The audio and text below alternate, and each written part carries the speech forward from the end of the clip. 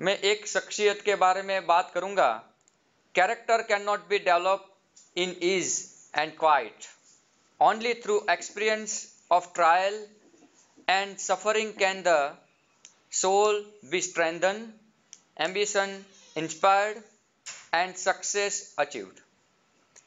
इसी कथन को सार्थक बनाते हुए हमारे दूसरे जो व्यक्ति विशेष है कि जो बैंकिंग के क्षेत्र में उच्च पद पे कार्य कर रहे हैं, ऐसे श्री भूपेंद्र भाई त्रिपाठी सर का मैं यहाँ पर आमंत्रण करूँगा और उनको कहूँगा कि आप अपने अनुभव, आपके प्रेरणा और मोटिवेशनल स्पीच यहाँ पर प्रदान करें। श्री त्रिपाठी सर। तो विद्या मंदिर ट्रस्ट द्वारा संचालित Shri PK. Mehta college of special education के सभी पदाधिकारियों एवं जो आदरणीय उनके जो मेंबर्स हैं, फैकल्टी मेंबर्स हैं, और विशेषकर प्रधानाचार्य श्रीमती सुजाता वर्मा महोदया, आप सभी को मैं हृदय से साधुवाद व्यक्त करता हूं, क्योंकि आज का दिन आपने चुना है इस कार्यक्रम के आयोजन के लिए, जो कि अंतर्राष्ट्रीय ब्रेल दिवस है, और हम सब इसके उत्सव मनाने के लिए इकट्ठे हुए हैं, यहाँ पे एकत्रित हुए हैं इस मंच पे। और साथ ही मैं जो मुख्य अतिथि हैं हमारे, उनका भी स्वागत करता हूँ, क्योंकि हेमचंद्र नॉर्थ गुजरात यूनिवर्सिटी के एग्जीक्यूटिव काउंसिल मेंबर हैं वो श्री चौधरी साहब, और मेरे बाकी सारे प्रिय जो मंच पे आसीन बाकी जो हैं गणमान्य सदस्य वक्ता, उन सबका भी स्वागत करता हूँ। सभी श्रोतागणों का भी मैं हृदय से अभिनंदन करता हूँ।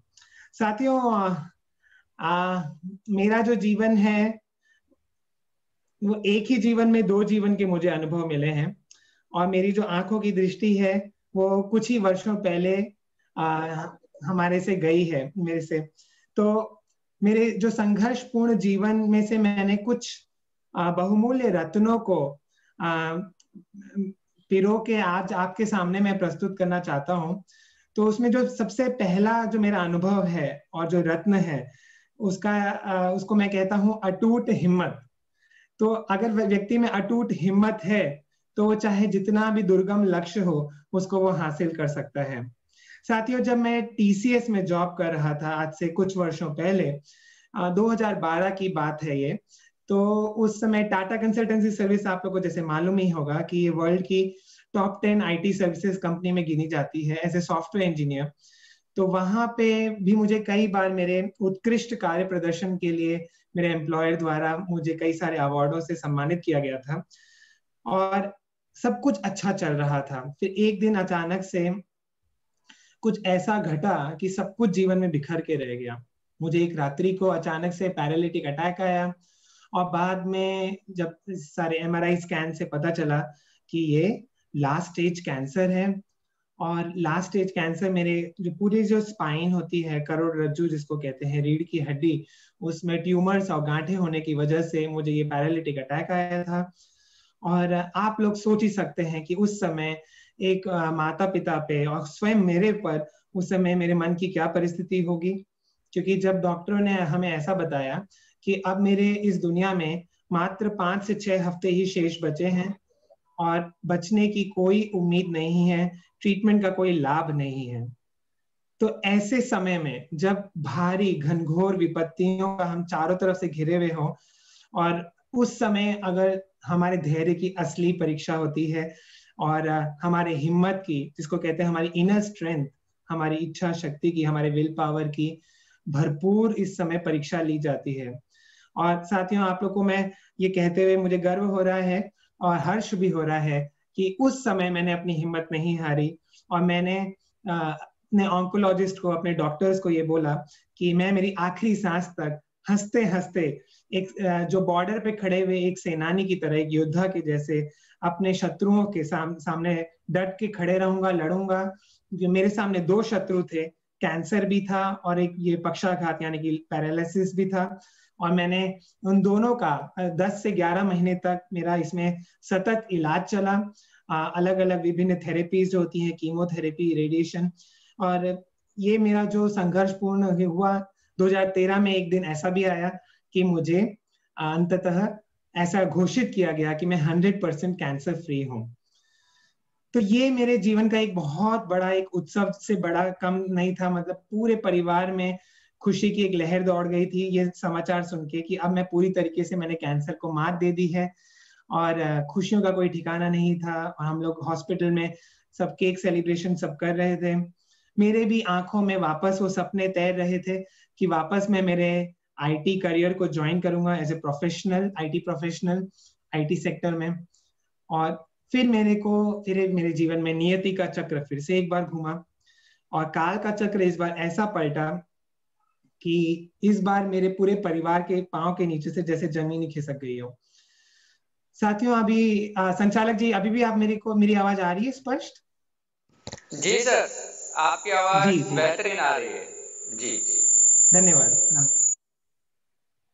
अब मैं जो बता रहा था कि पांव के नीचे से जमीन खिसक गई, और मुझे कुछ दिनों से बहुत धुंधला देखने लगा था उस समय। तो मैंने ऐसा सोचा कि उस समय मेरे को आंखों में चश्मे थे पावर वाले, तो शायद से मेरे आंखों का पावर चेंज हो गया होगा। तो आई चेकअप के लिए जब हम आई डॉक्टर्स के पास गए चेकअप के लिए, तो उन्होंने मुझे ऐसा शॉक दिया कि आपकी आंखों की, दोनों आंखों की जो नसें हैं वो सूख गई हैं, और जो भी आपको थोड़ा बहुत रेसिडुअल विजन दिखता है अभी 20-25%, वो भी कुछ महीनों में, 2-3 महीनों में वो धीरे धीरे कम होके वो भी शून्य हो जाएगा। इसका भी कोई ट्रीटमेंट संभव नहीं है, ये लाइलाज है, एंड ये इरिवर्सिबल डैमेज है ऑप्टिक नर्व्स में। और अभी जितनी भी हिम्मत, चाहे इंसान में कितनी भी हिम्मत क्यों ना हो, अगर जब वो ऐसी परिस्थिति का सामना करता है कि अभी अभी वो कैंसर से, पैरालिसिस से लड़के वो खड़ा ही हुआ है, मुश्किल से गिर के संभला ही था, और अचानक से उसके ऊपर दूसरी बिजली जैसे गिर जाए, वज्रपात हो जाए उसके परिवार पे कि वो दिव्यांग बनने वाला है, ये इतना आसान नहीं होता है स्वीकार करना, तो वो भी दृष्टि का जाना। तो उस समय हिम्मत की तो कहते हैं कि ये अग्नि परीक्षा जैसी होती है, और हमारी इनर स्ट्रेंथ की, विल पावर की। और कहीं ना कहीं इस समय जो मेरे काम आया वो था मेरी मेरी अडिग श्रद्धा।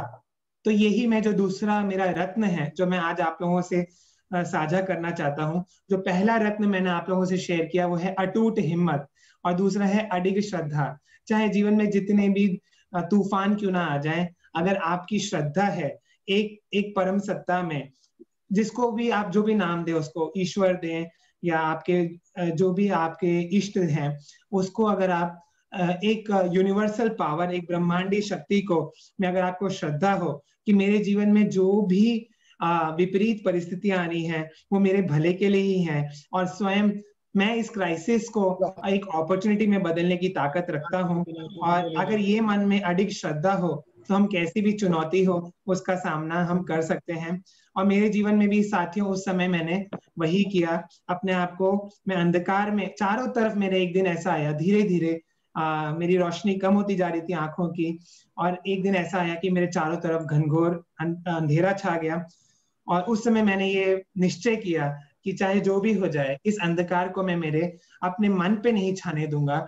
इस अंधकार को, जो बाह्य अंधकार है, उसको अपने भीतर नहीं प्रवेश करने दूंगा। और उसके पश्चात मैंने कड़ी मेहनत शुरू की और अनुशासनबद्ध जीवन शुरू किया। और ये जो ब्रेल लिपि है उसके द्वारा मैंने लिखना और पढ़ना शुरू किया। साथियों, आप लोगों को बताते हुए प्रसन्नता हो रही है कि मात्र 2 से 3 महीने के भीतर मैंने ब्रेल स्क्रिप्ट में गुजराती भाषा, हिंदी भाषा एवं इंग्लिश भाषा, अंग्रेजी, इन तीनों भाषाओं को पढ़ना एवं लिखना ये सब सीख लिया 2-3 महीनों के भीतर। और उसके उपरांत मैं वहां पे रुका नहीं, और ये जो स्पेशलाइज सॉफ्टवेयर है, स्क्रीन रीडर सॉफ्टवेयर, उसको मेरे स्मार्टफोन में डाला, मेरे लैपटॉप में डाला। और फिर क्या था, मैंने पीछे मुड़ के देखा नहीं, और कठिन परिश्रम किया, कठोर मेहनत की। और 2013 में मेरी आंखों की दृष्टि गई थी। 2014 में साथियों मैंने एक के बाद एक कई सारे कॉम्पिटिटिव एग्जाम्स बैंकिंग रिलेटेड मैंने क्लियर किए फर्स्ट अटेम्प्ट में। और हालांकि मेरा नॉन कॉमर्स बैकग्राउंड था उसके बावजूद। और साथियों इसमें मेरा SBI क्लर्क का एग्जाम था, IBPS PO का एग्जाम था, bank of Baroda probationary officer का, रिजर्व बैंक ऑफ इंडिया में क्लास 3 मैंने असिस्टेंट ग्रेड की पोजीशन मैंने क्लियर की, यहाँ तक कि यूपीएससी सिविल सर्विसेज IAS की परीक्षा जिसको कहते हैं वो भी मैंने उसका इंटरव्यू कॉल मैंने मात्र 13 नंबर से मैं चुका। साथियों, बताते हुए प्रसन्नता हो रही है कि अंततः 2015 में मैं एक क्लास 1 ऑफिसर के जैसे रिजर्व बैंक ऑफ इंडिया में एज ए मैनेजर मैंने ज्वाइन किया। और ये RBI गुजरात की ये लगभग 70 वर्ष का इतिहास है RBI गुजरात का। और ये पहली बार ऐसा हुआ था कि भारतीय रिजर्व बैंक गुजरात में किसी भी दृष्टिबाधित व्यक्ति की नियुक्ति किसी भी पद पे हुई हो। यानी कि पिछले 70 वर्षों में ना तो क्लास 4 पे, ना क्लास 3 में, ना किसी भी क्लास 1 में किसी भी पद पे किसी भी प्रज्ञाचक्षु व्यक्ति को की नियुक्ति नहीं हुई थी। और मैं प्रथम व्यक्ति बना और मैंने क्लास 1 ऑफिसर के जैसे, मैनेजर के जैसे बना। और इस संदर्भ में मैं आप लोगों के सामने अपना तीसरा अनुभव से जुड़ा रत्न साझा करूंगा, जो कि है कर्मठता और अनुशासन। तो जैसे कि पहला रत्न मैंने अभी तक आप लोगों को बताया, अटूट हिम्मत। और इस अटूट हिम्मत का मैंने परिचय दिया मेरे कैंसर और पैरालिसिस की लड़ाई के समय। और दूसरा रत्न मैंने आप लोगों से जो साझा किया है साथियों, वो है अडिग श्रद्धा, जो कि मैं अचानक से मैं दिव्यांग हुआ, मैं प्रज्ञाचक्षु बन गया, उस समय मेरी अडिग श्रद्धा और आत्मविश्वास मेरे काम आया। और जो तीसरा रत्न मैं आप लोगों के सामने साझा कर रहा हूँ वो है कर्मठता और अनुशासन। दिन में मैं 12 से 15 घंटे, और बड़ी बड़ी इकोनॉमिक्स की, क्योंकि RBI में इकोनॉमिक्स और फाइनेंस और कॉमर्स के विषय होते हैं मेंस में, और ये सारी, मैं कॉमर्स बैकग्राउंड बिल्कुल नहीं था, मैं थ्रू आउट साइंस स्टूडेंट था, तो भी मैंने इकोनॉमिक्स की बुक्स, अर्थशास्त्र की पुस्तकें लेके रिकॉर्डिंग करवा के, वॉलंटियर्स की मदद लेके, उसकी जो रिकॉर्डिंग सुन के कान में हेडफोन लगा के मैं रात को भी कई बार सो जाता था सुनते सुनते ही, सुबह तक वो चलती रहती थी MP3s। और इस तरीके से मैंने पूरी मेरी परीक्षा रही 12 से 15 घंटे, खाते समय, इवन वॉशरूम जाते समय भी मैं कभी अपना हेडफोन निकालता नहीं था। वो मेरे शरीर का अंग बन गया था, मैं दिन भर सुनते रहना अपने रिकॉर्डिंग्स को। और इस तरीके से मैंने ये एक मुकाम हासिल किया कि मैं RBI गुजरात का प्रथम दृष्टिबाधित मैनेजर बना। यहाँ पे भी साथियों मैं कहना चाहता हूँ अंत में कि मैं रुका नहीं, और इंटरव्यू में मुझे पूरे इंडिया में हाईएस्ट मार्क्स आए थे मेरे बैच में। और जब मैंने ज्वाइन किया RBI मैनेजर के जैसे, तो एक 3.5 महीने की इंडक्शन ट्रेनिंग होती है, कठिन ट्रेनिंग होती है चेन्नई में रिजर्व बैंक स्टाफ कॉलेज में। और उस ट्रेनिंग के दौरान भी साथियों, आप लोग को जान के आश्चर्य होगा और प्रसन्नता भी होगी कि हमारा जो पूरा जो बैच था, जो मैनेजर ट्रेनीज का, जिन्होंने नया नया पूरे भारत से जिनका सिलेक्शन हुआ था, 112 मैनेजर्स का सिलेक्शन हुआ था। 4.5 से 5 लाख लोगों ने एप्लीकेशन दिए थे पूरे इंडिया में, उसमें से मात्र 110 से 112 लोगों का सिलेक्शन हुआ था फाइनली। उसमें से एकमात्र मैं ऐसा था जो दृष्टिबाधित था 100%। और उसमें भी जो 3.5 महीने की इंडक्शन ट्रेनिंग थी, इसके अंत में मुझे मेरे कॉलेज के प्रिंसिपल द्वारा मुझे सम्मानित किया गया, trainee with the outstanding overall performance. माने कि उसमें भी मैंने अपने पूरे बैच में सर्वश्रेष्ठ कार्य प्रदर्शन करके मतलब एक मुकाम हासिल किया। आगे भी मैंने कई सारे परीक्षाएं उत्तीर्ण की, और मेरे कार्य प्रदर्शन को देखते हुए RBI ने मेरा नाम रेकमेंड किया भारत सरकार को, जो कि हर साल विश्व दिव्यांगता दिवस 3 दिसंबर को नेशनल अवार्ड यानी कि राष्ट्रीय पुरस्कार मिलता है, उसके लिए बेस्ट एम्प्लॉय माने कि सर्वश्रेष्ठ दृष्टिबाधित कर्मचारी के जैसे मुझे 2018 में सम्मानित किया गया नई दिल्ली के विज्ञान भवन में। और साथियों, इसी श्रृंखला में मैं अपना अंतिम जो रत्न है, बहुमूल्य रत्न, वो मैं आप लोगों को अपने अनुभव के आधार पर साझा करता हूं, जो कि है कृतज्ञता। साथियों, हम चाहे जीवन में जितना भी कुछ क्यों ना हासिल कर लें, यदि हम कृतज्ञ ना हो तो वो सफलता ज्यादा दिन तक हमें टिकती नहीं है, हमें लोगों का प्रेम नहीं मिलता है। तो कृतज्ञता जीवन में एक बहुमूल्य रत्न है, और कृतज्ञता के कारण मैं ये मानता हूं कि मेरे को जीवन में जो भी कुछ मिला है मुझे अपने साथियों के साथ साझा करना चाहिए। इसलिए आज भी मैं कई सारे दिव्यांगजनों को, यहाँ तक कि देखने वाले लोगों को भी, मतलब जो मुख्य धारा से जुड़े व्यक्ति हैं, उनको भी अपनी सीमाओं में बंधे होने के बावजूद भी मैं उनको कम्युनिकेशन स्किल्स में, यानी कि इंग्लिश में उनको ट्रेनिंग दे पाता हूँ, उनको करियर गाइडेंस देता हूँ, उनको विभिन्न यूनिवर्सिटीज में और कॉलेजेस में मोटिवेशनल स्पीकर के जैसे लेक्चर्स देता हूँ, ताकि युवाओं को पता चले कि चाहे जीवन में कितनी भी कुछ मुसीबतें क्यों ना आ जाए, आप जीवन में सब कुछ खो दें। मतलब मैंने तो मेरी पूरी दृष्टि खो दी, एक नए सिरे से पढ़ना लिखना क ख ग ABCD वापस पढ़ना लिखना शुरू किया। भले ही मैं क्यों कितना ही बड़ा सॉफ्टवेयर इंजीनियर क्यों ना था, वापस में मुझे जैसे कि वापस कहते हैं ना कि क्लीन स्लेट, जीरो से वापस स्क्रैच से शुरू करना पड़ा मुझे। मेरा लैपटॉप ये जॉस की वजह से कैसे यूज करना है, वर्ड एक्सेल पावर पॉइंट दोबारा सीखना पड़ा, कीबोर्ड कमांड सारे याद करने पड़े। तो कहते हैं कि एक नया जीवन नए सिरे से शुरू किया और आखिर में ये सारी उपलब्धियां हासिल की। अंत में साथियों, मैं अपने वाणी को विराम देने से पूर्व ये जो 4 मैंने अपने अनुभवों पे आधारित जो बहुमूल्य रत्न आज आपसे साझा किए हैं, ये मैं चाहता हूं कि इन सबको मैं इन अनुभवों के निचोड़ को अपनी एक स्वरचित, मैंने खुद एक कविता रचना की है, उसको आपके सामने प्रस्तुत करूं और वाणी को विराम दूं। साथियों, मैं अभी अपनी अपनी कविता का पाठन करूंगा, पर मुझे पूरा विश्वास है और ये मैं आप लोगों से आशा रखता हूं कि आप लोग इस कविता का श्रवण करेंगे तो केवल उसकी मुझे कोई प्रशंसा या वाहवाही की मुझे अपेक्षा नहीं है आप लोगों से। हालांकि आप कुछ वाह वाह करना चाहते हैं तो वो भी ठीक है, मगर इसका मुख्य उद्देश्य ये है कि आप जो मैंने ये 4 बहुमूल्य रत्न दिए हैं, इसको अपने हृदय के में अंडरलाइन कर लीजिए, जैसे कहते हैं ना कि उसको परमानेंट मार्कर से उसको अंकित कर लीजिए। और ये बहुत आवश्यक है आपके जीवन में, आपको कोई भी लक्ष्य यदि पाना हो तो प्रस्तुत है ये मेरी स्वरचित रचना, काव्य रचना, जिसका शीर्षक मैंने दिया है लक्ष्य सिद्धि। यदि लक्ष्य हो तेरा आकाश जितना, यदि लक्ष्य हो तेरा आकाश जितना, हताश मत हो तू, चाहे जितना पड़े अग्नि में तपना, चाहे जितना पड़े अग्नि में तपना। परेशान मत हो तू, परेशान मत हो तू, चाहे जितना पड़े कसौटी पर घिसना, चाहे जितना पड़े कसौटी पर घिसना। कर्मठता और कृतज्ञता, कर्मठता और कृतज्ञता, इन दोनों पंखों पर है तुझे घनघोर झंझावातों को पार करना, है तुझे घनघोर झंझावातों को पार करना। और इसी के साथ साथियों, मैं किंतु स्मरण रहे साथी कि जगत में जीत से पहले है तुझे अपने मन को जीतना, है तुझे अपने मन को जीतना। बहुत बहुत धन्यवाद श्रोतागणों कि आपने मुझे ये अवसर दिया। प्रधानाचार्य मैडम, आपका भी बहुत बहुत धन्यवाद कि आप लोगों ने सबने मुझे बहुत धैर्यपूर्वक सुना है। और आशा है कि साथियों, आप लोगों को ये 4 बहुमूल्य रत्न याद रहेंगे। आप लोगों के जीवन में भी जो संघर्ष होगा उसमें इसका आपको भरपूर काम आएगा। अटूट हिम्मत, अडिग श्रद्धा, कर्मठता एवं कृतज्ञता, इसको अपना आधार बना के आप जीवन में, आपको बहुत सारी शुभकामनाएं।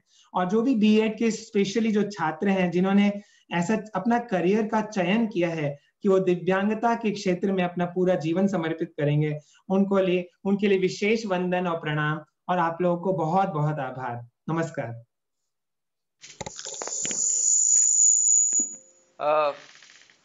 त्रिपाठी सर, आपने अपने स्पीच से हम सबको बहुत तृप्त किया और ऊर्जावान किया। आपके ये 4 बहुमूल्य रत्न हम अपने जीवन में साकार करेंगे। और मुझे एक फिल्म का गाने की एक पंक्ति याद आ रही है कि जीवन चलने का नाम, चलते रहो सुबह और शाम। इसी आप पंक्ति को आपने अपने जीवन में सार्थक किया सर, कि आप संघर्ष को पीछे छोड़ा और एक सरहद पे, जैसे बॉर्डर पे एक सैनिक खड़ा रहता है और अपने देश को बचाने के लिए अपना जीवन समर्पित कर देता है, वैसे ही आपने कैंसर और पैरालिसिस जैसी बीमारियों को पीछे रख दिया। और आप कह रहे हैं कि आरबीआई गुजरात के आप जनरल मैनेजर के पद पे गौरवान्वित है। तो ये हमारे लिए बहुत ही हर्ष की बात है सर। आपका खूब खूब धन्यवाद जो आपको।